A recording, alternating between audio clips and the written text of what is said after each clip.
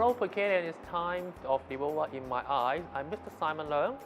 Last time we've been to South Korea, Singapore and Taiwan. At this time we jump out of Phuket and go to Japan, the country that Hong Kong people claim as their second home. I will share my LEWOWA experience in Okinawa and Tokyo with you. Okinawa is the southernmost prefecture of Japan and composed of 2/3 of Ryukyu Island. In Okinawa, we visited the Suzuru Castle, the Paris of Ryukyu Kingdom. Red main Tanya structures caught our eyes.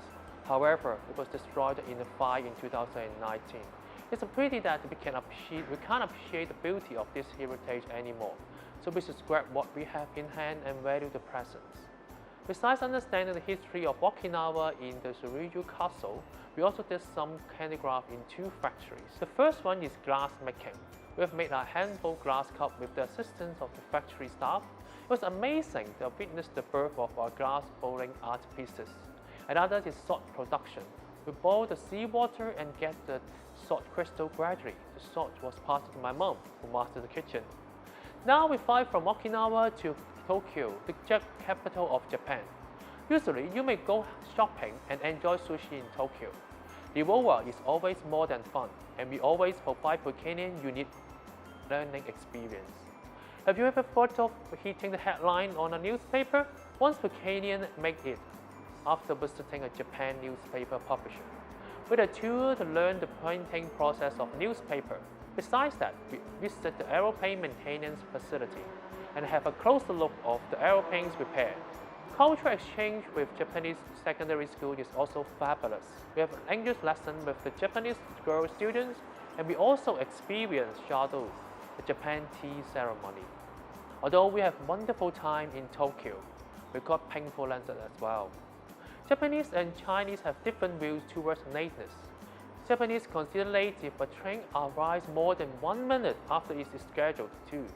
However, Chinese will not consider being late if you arrive within 10 minutes of the agreed time.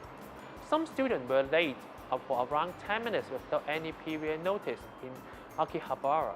The bus driver and tour guide were angry at that and made complaint to the teachers.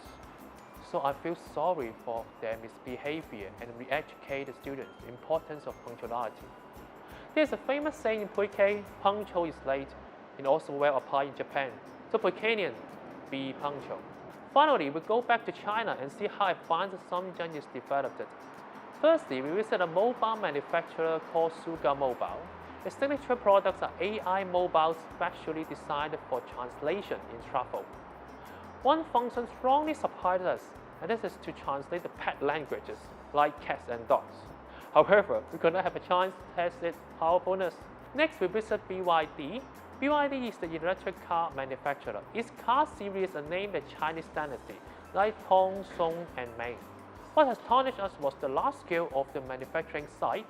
The internal transport relied on a built-in electronic light well, and we have a chance to make a ride. The last company we visit is Swati, a kitchen appliance manufacturer, with a chance to be the Olympic torch bearers, as Swati specializes in developing gas soup that fire will never goes out. China has been ranked as the top 3 economies in the world. This high technological level should not be neglected. Thanks to the technology we can now learn at home during this hard time. At last, I would like to introduce an app to all of you to explore the world virtually. It's Google Expeditions. You can explore the virtual world from ancient Rome to underwater. So for Phuketian, keep your curiosity and make a different way to learn. Bye-bye.